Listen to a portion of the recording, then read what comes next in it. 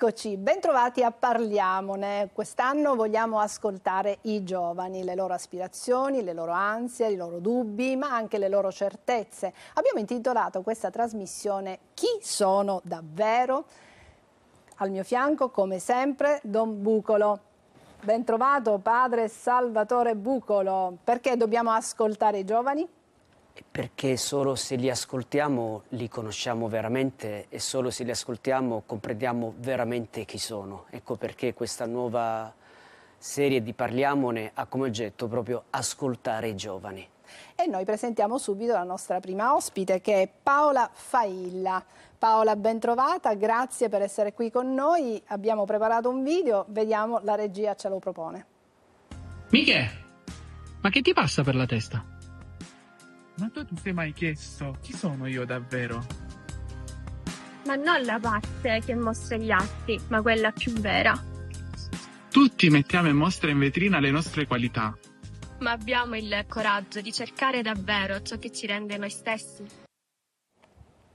Ecco, grazie per questo video che avete realizzato. Vorrei iniziare con te, Paola, ricordando un giovane, un ragazzo che è proprio stato proclamato santo recentemente, cioè Carlo Acutis. Lui diceva: tutti nasciamo come delle copie originali, ma poi rischiamo di morire come fotocopie. Ecco, ti riconosci in questa sua frase? Sì, molto. Molto, perché è la mia storia in realtà, perché anch'io, come molti, mi sono trovata a chiedermi chi sono, ma avevo troppe voci fuori di me che cercavano di dirmi chi fossi. E quindi la mia tendenza, diciamo così, era quella di essere simile ad altri, perché se tutti dicevano che andava bene essere in quel modo, anch'io dovevo essere così. Però poi ho capito che non era assolutamente la realtà. Io sono una donna che cerca la verità. La verità soltanto una persona può darmela. La verità solo una persona può darla? Don Bucolo. La verità in questo caso, Paola, si dice a Gesù Cristo, Lui è la verità che mi dice chi veramente io sono, perché questa è una scoperta molto importante nella vita di una persona, ma soprattutto per un giovane, perché il giovane mette in discussione tutto, mette in crisi anche la propria fede, e mettendo in crisi la propria fede vuole andare in profondità, e scendendo in profondità poi scopre chi è veramente. Quindi ad un certo punto tu hai capito chi eri davvero solo approdando, facendo un percorso di fede? Sì, assolutamente, sì.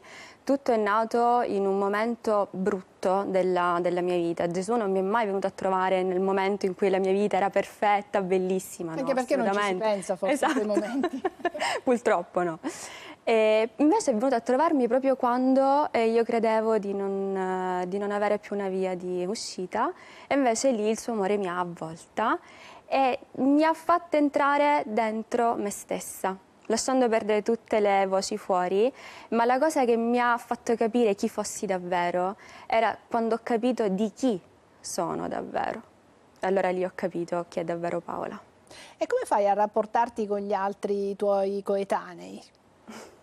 Beh, io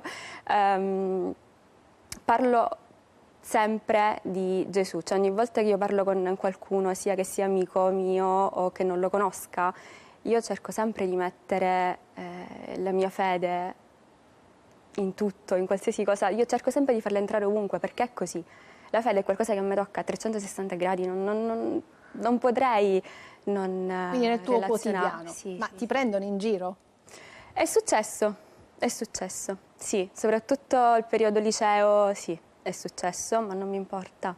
Ora addirittura ho anche una pagina Instagram che uso solo per questo, un blog, ho scritto un libro su questo, quindi no, quando mi sento amata non mi importa più cosa pensano gli altri di me. Quindi qui abbiamo un influencer di Gesù. Abbastanza, sì. Abbiamo citato Carlo Acutis, ma qui abbiamo... Sì, una che veramente ha l'esperienza di Cristo, però è anche vero che quanto Paola dice non è affatto scontato, no? Mi piace sentire, perché è raro sentire un giovane, una giovane come Paola dire: per me Cristo è tutto, è colui che mi dice, però questo non è affatto vero, perché i ragazzi cercano la propria identità altrove, cerca l'identità in altri modelli, in quello che la società propina, in quello che il mondo gli dona. E perché questo? Perché tante volte c'è una forte crisi di identità, crisi del proprio volto, e in questo mi piace utilizzare l'immagine dello specchio. Ecco, io penso che ciascuno di noi, per comprendere la propria identità, ha bisogno di uno specchio che ha la funzione proprio di specchiarsi. Qual è il grande problema? Che i giovani si guardano allo specchio, ma forse questo specchio a volte è oscurato, a volte è sporco, o a volte potrebbe essere pulito, ma la nostra vita è annebbiata. In questo caso Paola, forse, probabilmente, ha trovato lo specchio che è Gesù Cristo e, specchiandosi in Lui, ha capito qual è il suo vero volto, qual è la sua vera identità, ma soprattutto, l'ha appena detto, la sua dignità di essere amata, stramata da un Dio che ha dato tutto a lei.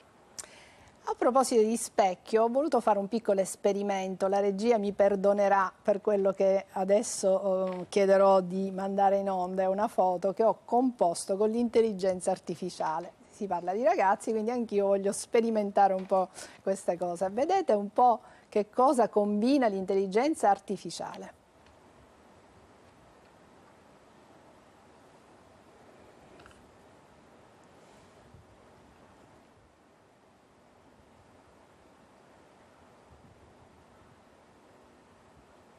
Cioè, vi rendete conto?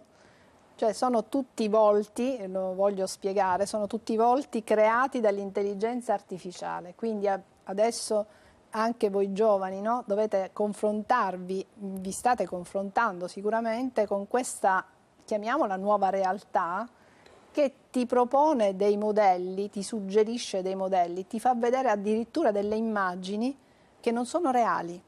Quindi la ricerca del sé, la ricerca di dire ma io chi sono veramente, forse è ancora più difficile, Paola. Sì, molto, molto, perché è come se il punto che dovresti avere, che ti guida, non è reale, perché è creato da qualcosa che non esiste, e quindi questo crea molta ansia, confonde idee, perché ancora di più ti spinge a guardare fuori da te e non dentro di te, e questo sicuramente è un grande problema, perché sposta il focus da Dio a qualcosa che non è reale. Proprio così, Don Bucolo.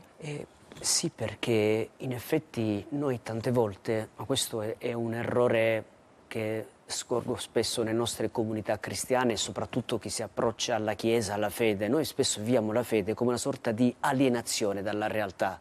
Cioè cerco Dio, vado in chiesa, la preghiera, una devozione, perché siccome la mia realtà non mi piace, allora trovo un po' di consolazione in quel momento di preghiera. In realtà Dio mi proietta nella realtà, perché Gesù Cristo si è incarnato, è diventato vero uomo, è diventato un vero volto.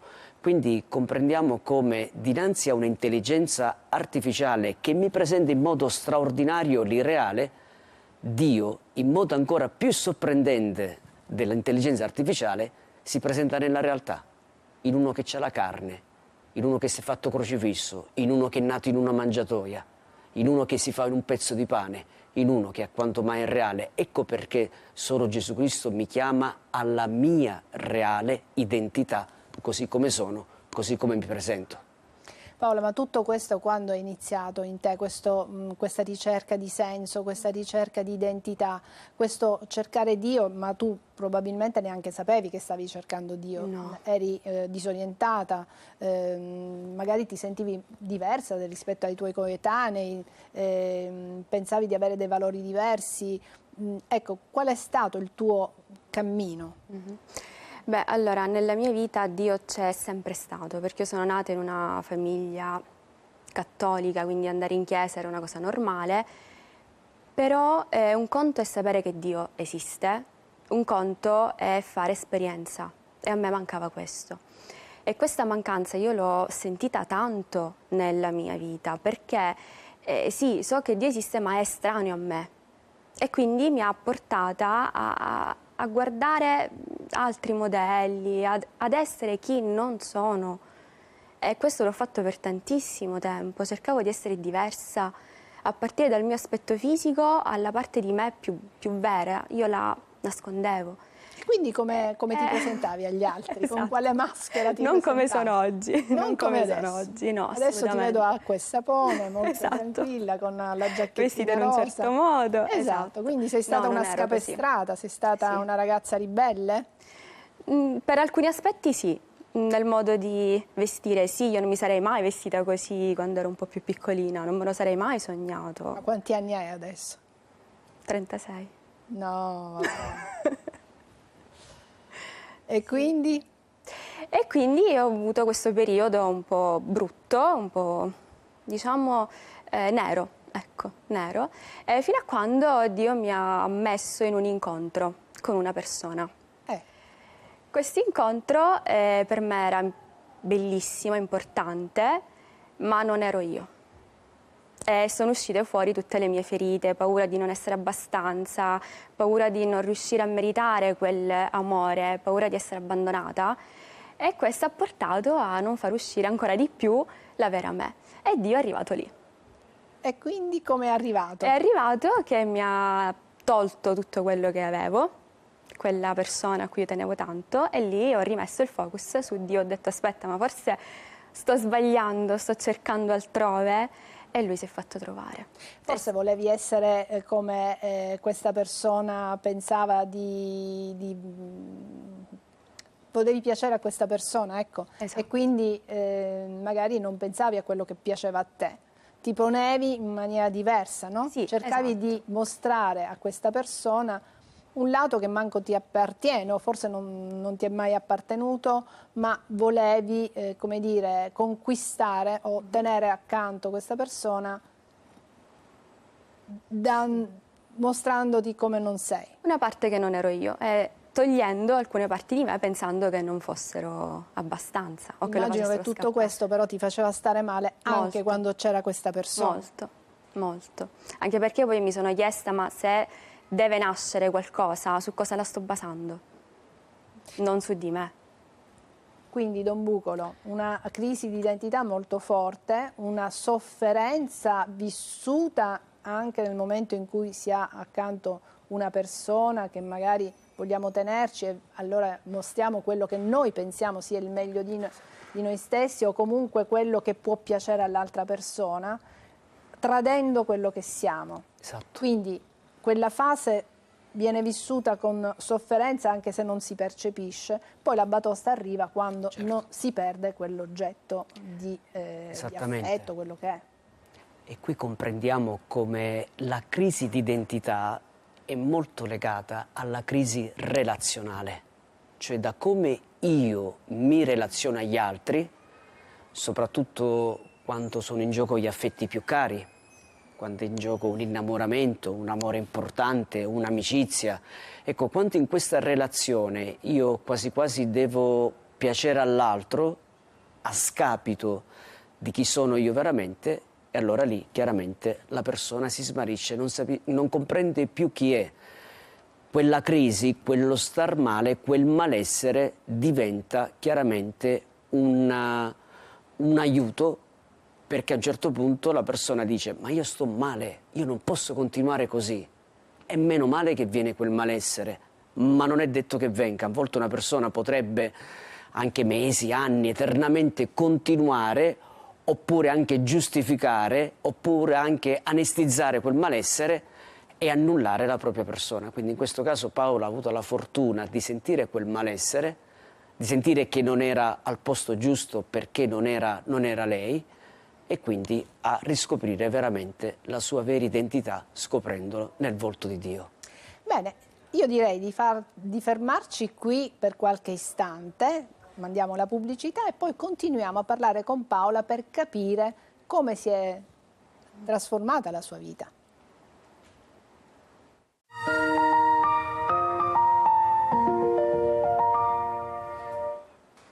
Ecco, ci stiamo parlando con Paola, abbiamo intitolato questa nostra trasmissione Chi sono davvero? Paola ci ha raccontato che per un bel periodo della sua vita, per un lungo periodo della sua vita, ha cercato di essere quella che realmente non è, ma solo per piacere a una persona a cui lei teneva tantissimo. Tutto questo vissuto con una sofferenza, anche se non era ben compresa da Paola, fin quando è come se fosse caduto un velo, l'amicizia, il rapporto si interrompe e Paola si chiede: ma io chi sono davvero?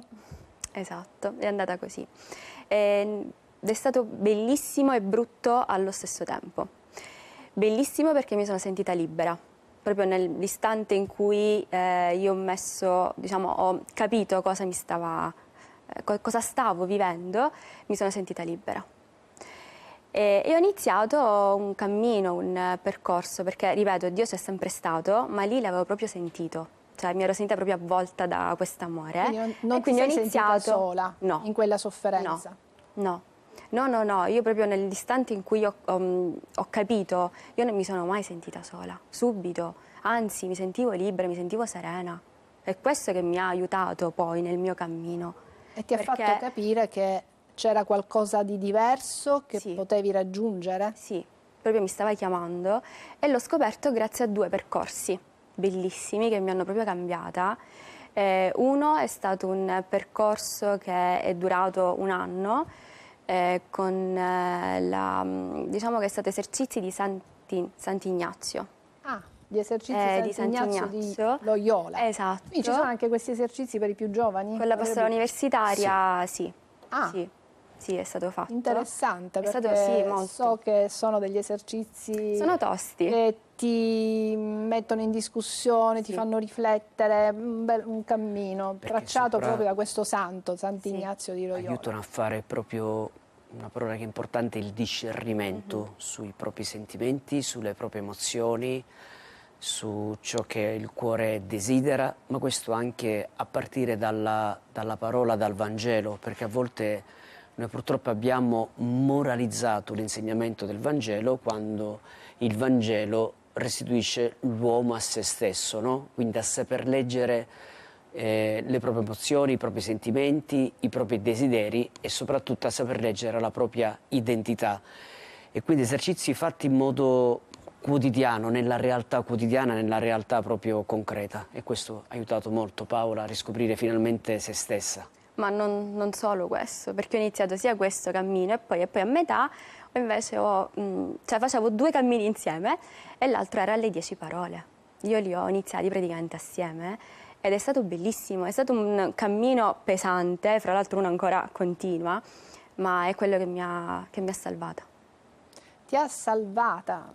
Paola proprio usa questo termine e immagino non proprio a caso, assolutamente non a caso. Sì, la parola salvata, che potrebbe anche nel linguaggio corrente essere frainteso salvato in che senso? Salvato da chi?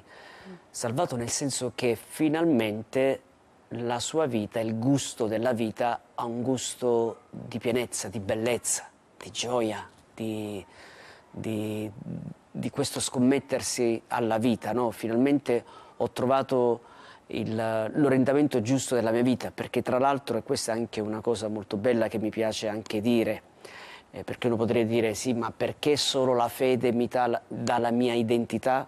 Perché questo quasi sottolineare la fede, io potrei recuperare me stesso anche a partire da altro? Sì, sicuramente sì, però mi piace dire questo: chi colui che mi ha creato può dirmi chi sono veramente.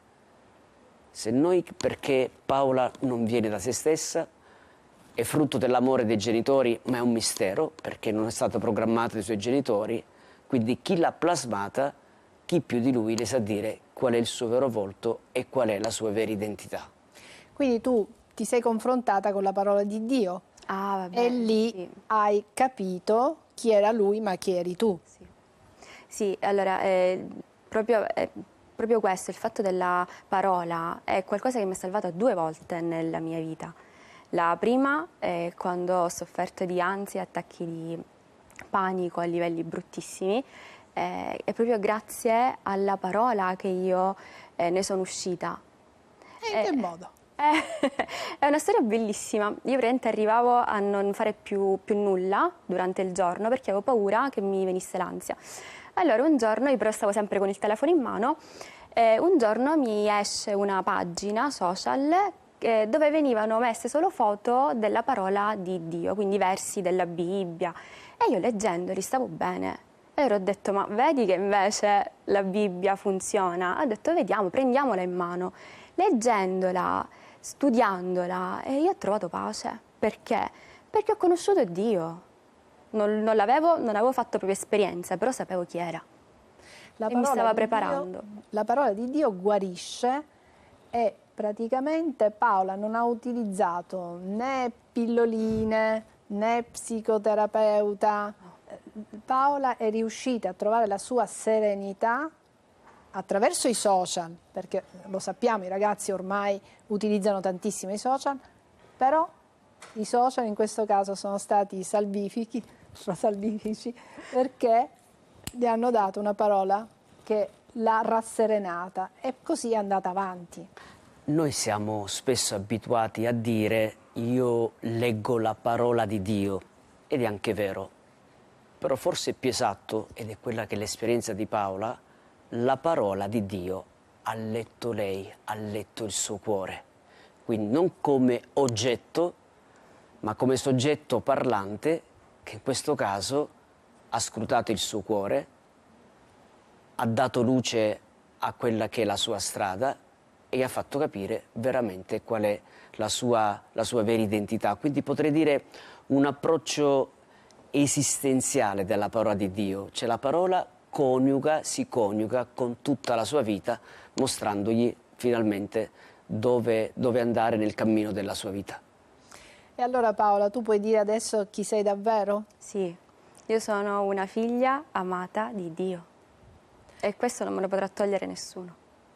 E quindi a questo tu stai dedicando la tua vita, nel senso stai continuando ovviamente con i tuoi sogni, le tue aspirazioni, il tuo futuro da costruire, sei ancora giovanissima per cui hai tanta strada ancora da percorrere, però ho capito che al centro della tua vita c'è Dio, che attraverso di Lui ti sei ritrovata. Sì. Ti sei trovata. Sì, mi sono trovata e quindi vorrei che tutti potessero trovare se stessi in Dio. Quindi tu vorresti contagiare i tuoi coetanei e far comprendere come ci si sente bene nel fare il percorso che hai fatto. La mia vita, sì. Quindi mi hai detto dei social, perché non li diciamo? Quindi con la tua pagina social, con la tua nome e cognome? Ho un blog, Gemme di Salvezza. Gemme di Salvezza. Diciamolo ai tuoi coetanei. Gemme di Salvezza è un blog di Paola Failla. Un blog cattolico dove parlo di me e di altre parti, diciamo, della Bibbia, piani di lettura. Se ce lo dicevi prima lo facevamo pure vedere.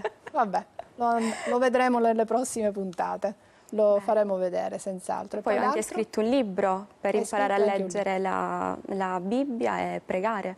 È proprio per giovani più che altro. Lo scopo è quello di spingerli a prendere la loro Bibbia in mano, leggerla e conoscersi e conoscere Dio. Complimenti davvero a Paola. Don Bugolo, cosa possiamo dire in chiusura? No, è bello vedere una giovane che quasi quasi diventa strumento dell'evangelizzazione, no? Utilizza la sua creatività, la sua spiritualità, le sue ispirazioni per poter raggiungere lì dove tante volte non raggiungiamo. Giustamente qui ci sta molto la cosa anche più importante, perché dice gli altri giovani e forse bisogna ascoltarli. Ecco, in questo penso anche alla missione di Paola, no? Che sì, è vero, evangelizza, ma non c'è strumento, a mio giudizio, più vero, più reale, quando la persona si sente realmente ascoltata. Io una cosa che dico spesso ai catechisti, no? Perché i catechisti pensano che fare catechismo significa quello di parlare. Sant'Agostino, siamo nei primi secoli del cristianesimo, ai catechisti diceva prima ascolta, ascolta, ascolta. Quanti ragazzi si sentono realmente ascoltati da un adulto, da un papà, da una mamma, da un prete, da un animatore, da un educatore? Nel momento in cui si sente ascoltato, allora loro poi ascoltano la figura, questa figura possiamo dire genitoriale, perché uno potrebbe dire a un bambino, a un giovane, perché dovrei ascoltarti se tu non mi hai mai ascoltato? Ma in questo caso abbiamo Paola che parla proprio ai suoi Esatto. coetanei, ai giovani come lei, e quindi immagino che ti ascoltino. Sì, ma io ascolto loro. A me interessa molto il feedback di quello che scrivo, di quello che pubblico, in modo da capire come posso parlare di Dio a loro, perché ognuno ha il proprio modo. Un modo che può essere utile per me non è utile per altri, e quindi cerco di trovare il giusto modo. Grazie Paola, grazie Don Bucolo, abbiamo concluso il nostro tempo, grazie anche a voi che ci avete seguito fin qui, alla prossima.